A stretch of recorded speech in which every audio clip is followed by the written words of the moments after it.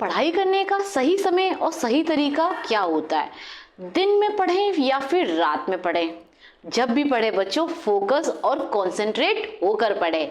यानी पढ़ने के लिए सबसे पहले आपको एक वीकली टाइम टेबल बनाना है और टाइम टेबल ऐसा होना चाहिए जिसे कि आप फॉलो कर पाए। ऐसा भी नहीं कि आपने 10-12 घंटे का टाइम टेबल बना तो लिया, उसे 2 या 3 दिन ही फॉलो कर पाए, उसके बाद आपसे फॉलो ही नहीं हो रहा है। तो आपको एक एवरेज टाइम टेबल बनाना है, ठीक है।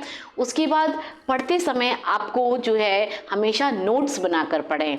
कभी भी आप बेड पर ना पढ़ें, क्योंकि बेड पर पढ़ने से बच्चों होता ये है कि जो दिमाग होता है ना वो आलस को बुलावा देता है। तो हमेशा से आपको चेयर और टेबल पर बैठ कर पढ़ना है और पढ़ते समय आप जितना हो सके बोल बोल कर पढ़े, क्योंकि क्या होता है बोल बोल कर पढ़ने से आप चीज़ों को रिलेट कर पाओगे, उन कैरेक्टर्स को अच्छे से समझ पाओगे, जिसके कारण आपका जो सेल्फ कॉन्फिडेंस है वो क्या होगा, बूस्ट होगा।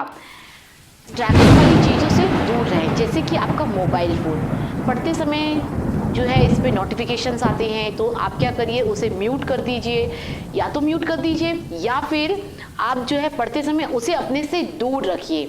तो देखिए इस तरीके से करेंगे तो आप अच्छे से पढ़ पाएंगे, फोकस कर पाएंगे और कॉन्सेंट्रेट होकर पढ़ पाएंगे।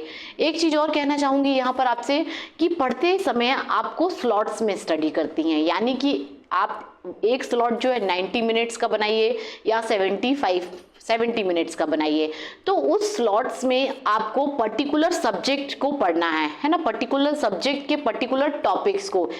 आप उस स्लॉट्स में रेंडमली आप कोई भी बुक्स या फिर किसी भी टॉपिक को रेंडमली ओपन नहीं करेंगे, क्योंकि अगर इस आपने टारगेट स्टडी की है, यानी कि आपने ये डिसाइड किया है कि उस स्लॉट में आपको इस पर्टिकुलर टॉपिक को ही पढ़ना है, इस सब्जेक्ट को ही पढ़ना है, तो आप इस तरीके से इसे 1 वीक फॉलो करिए और देखिए कि आप जो है कितने टॉपिक्स फिनिश कर पाते हैं, प्लस आप कितनी स्टडीज पर फोकस कर पाते हैं।